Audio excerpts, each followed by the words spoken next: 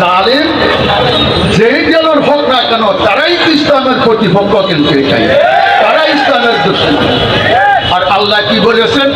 ইন্নাল্লাহ লা ইউহিব্বুজ জালিমিন, আল্লাহ জালেমকে ভালোবাসে না। তার অর্থ তাদেরকে দুনিয়াতে এবং আখিরাতে শাস্তির মুখোমুখি অবশ্যই হতে হবে।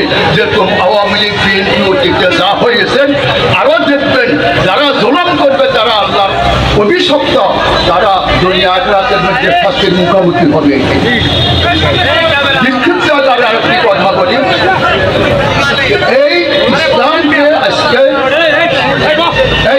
ইসলামকে সাম্প্রদায়িক ধর্ম হিসাবে আখ্যায়িত করে যারা নাকি ধর্ম নিরপেক্ষতার ধ্বজাধারী, আওয়ামী লীগ এবং ইহুদি খ্রিস্টানদের তল্পি বাহক, অথচ বাংলাদেশের মধ্যে সাম্প্রদায়িক সম্প্রীতির যে একটা উজ্জ্বল নমুনা, তার উদাহরণ পেশ করছি।